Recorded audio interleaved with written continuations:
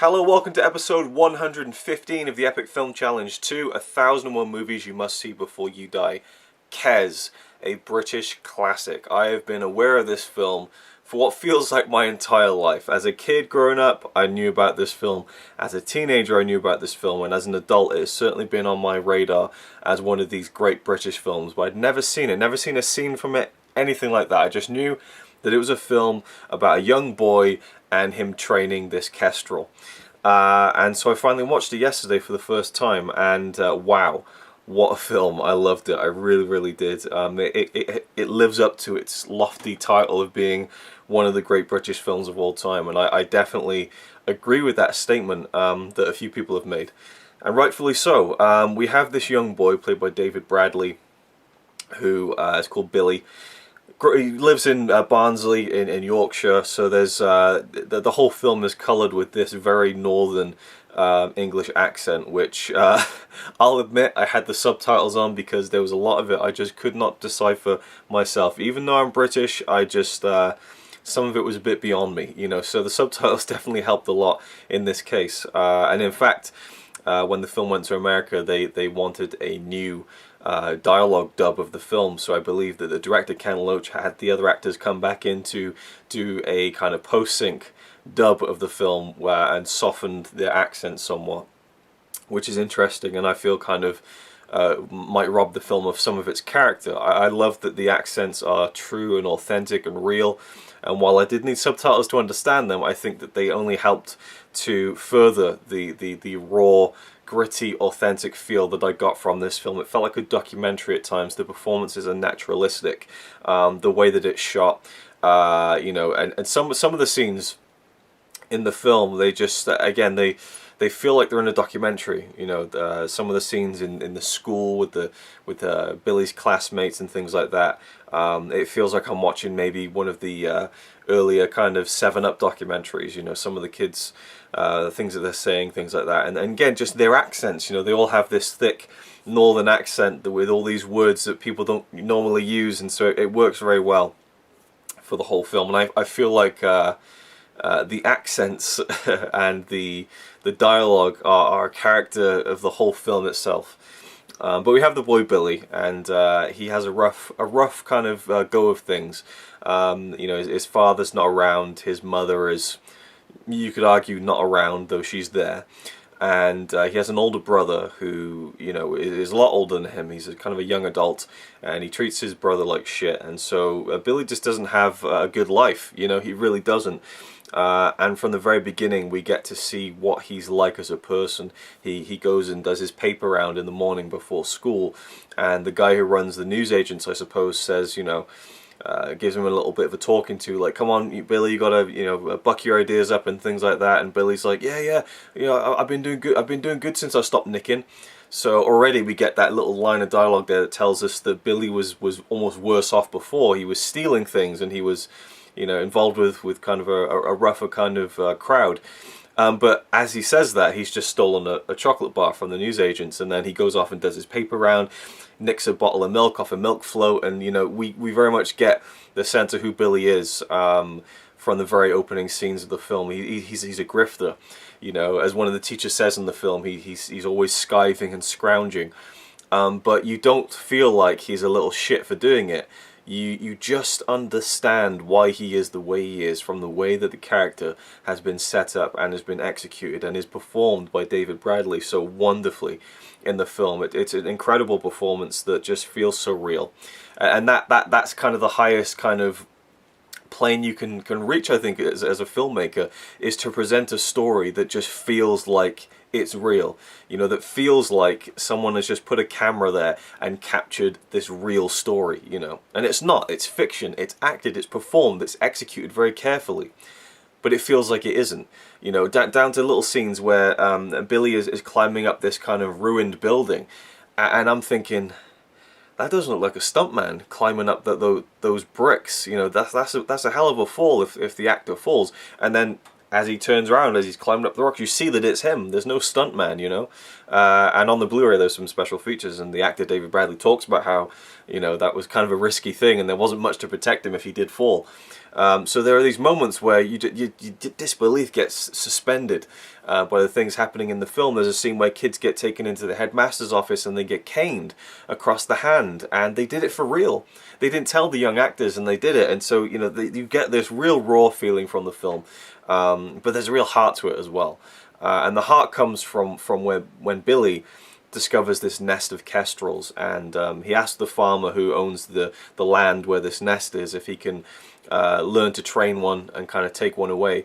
And ultimately he just takes one anyway, but you know, he goes and finds a book on how to train kestrels. Of course he steals it, but you know, you still root for him, you know, because he's got nothing. You know, he's got nothing, you know, in terms of, you know, possessions and you know, a home. You know, he has nothing, you know, from his family, and you just feel like he's such a marginalized person that's really grown up far too quickly. And again, this is the era, late 60s, where kids around 14 and 15 were already kind of setting their sights on leaving school and going to work and things like that, and you get this feeling of growing up too quickly, and it feels a bit sad to look at now.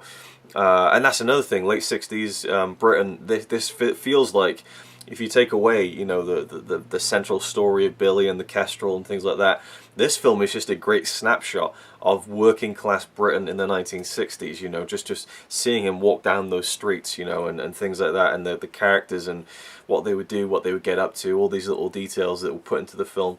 I think it's fascinating just from that, you know, point of view, from someone who's from Britain, and I find history fascinating, and just seeing different periods. You know, this isn't a replication of 60s Britain, it is 60s Britain, and I find that into itself really interesting. And what this film has, to me, it has heart and it has humour as well. There's a warmth to it when you see Billy with this kestrel and what it brings out of him, and how it changes him, you know, and gives him a purpose. But then the humour, like I said, one of my favourite scenes in the whole film is this extended sequence on the football pitch of the school, where the physical education teacher has kind of got all the kids out there to play football, and he's like, right lads, I'm going to show you some real football skill here now, and he's playing the match with them, and he's taking penalties and taking liberties and sending people off and stuff just so that he can score the goal and get the victory. I mean, it's ridiculous, but it's so funny, and it was just a joy to watch that scene, and the guy who played him was perfect, just really, really funny.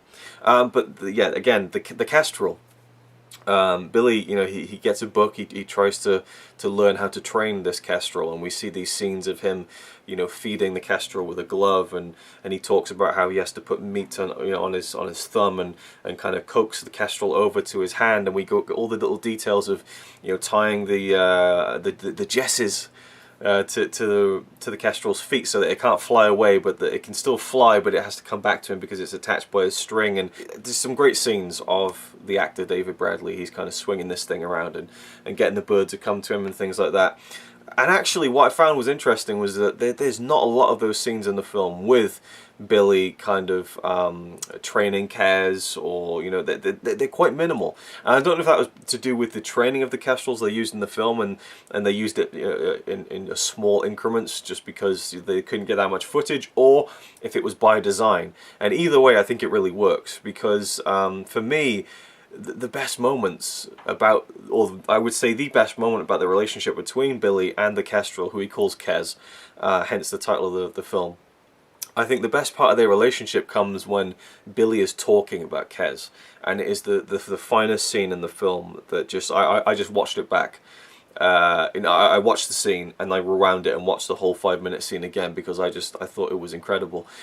Billy's in his class, and, you know, again, he's very despondent, you know, and the teacher's talking about fact and fiction. You know, what's a fact and what's fiction? You know, fact is something that's actually happened. Billy, tell us something that's happened to you in your life recently that's true. And Billy's like, I haven't got anything to talk about, sir. I haven't got anything. And so his classmates are like, well, tell him about the bird. Tell him about the bird. And so he stands up in front of the class and he talks about this kestrel and how he's trained it and all the steps that he took. And he talks about the day when he flew the kestrel free for the first time. He talks about how for days building up to it, he was getting terrified. He was frightened. I was frightened that she'd fly away. You know, but I told myself I'm going to do it, and so the next day I got no sleep. You know, I was driving myself sick with worry, and I took her out. And I let her free, and she could have flown off if she wanted to. And he gets so into it, and he comes out of his shell, and you see this boy, this passion exude out of him. And the scene is so imperfectly perfect. The words that he is saying, he's stumbling over his words. He's almost getting too excited, and he kind of fumbles. And then there's the accent as well, which kind of muddles things. But he's conveying the passion that he has for this bird, for training this bird, and it comes through in such an authentic way. And on the Blu-ray, the actor David Bradley did a new interview for the film this year, and he talks about that scene in particular, and how, you know, the director Ken Loach encouraged those imperfections, encouraged it to be not word perfect, and that's what makes the scene work. And I totally agree. I just loved it. I thought it was brilliant. And also interesting is that a lot of the things with Kes, like her flying free for the first time, we don't see in the film, but it's almost more powerful with Billy just talking about it with such, again, passion, to keep you reusing that word. And also little details that you don't really know. Towards the end of the film, his mother says something like, "Oh, he loves that bird. He loves that bird, Kes." And that's the only time that you find that out throughout the whole film. You don't see him introduce the bird to his mother. For all we know, he's hiding it in the shed and he's not telling anyone else. But you know, the kids know about it. His mother knows about it. But we don't get all those. Nothing is filled in every single gap. You have to kind of just let the film wash over you. The scenes just come and go, and it's not a completely painted picture of every single thing that happens between this boy and this bird.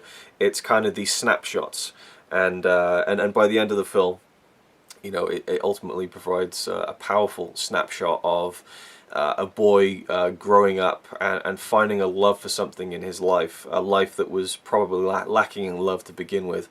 And I thought it was a wonderful film. I adored it, and I can't wait to watch it again and again.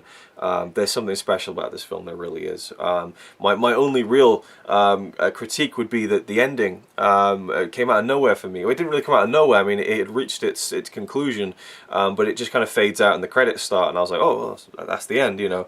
But I guess that was part of me wanting more out of it, and I think it's always good when you can end a story wanting more, and you never quite get more, but what's there is great, and you have to appreciate it for what it is. But that scene in the classroom was stand out. I think that's one of my favourite scenes, I think, in any film, is that kid kind of slowly emerging from himself and showing this love he had for this bird, and training it, and it's just brilliant, absolutely brilliant film. Is it a film must see before you die? Absolutely. It's one of the great British films that I've seen. You know, a lot of people say it's one of the great British films, period. And yeah, it's Kes is so Kes. It's so of itself. You know, it stands apart from any other film that I've seen. And there are plenty of films that do that, of course. And there are plenty of films that are set in these kind of smaller British towns that have their own flavour and their own feel and the accents, and they're authentic and stuff like that. But this one taps into something that I think will be relatable to a lot of people, and perhaps not relatable to a lot of people as well, like unrelatable.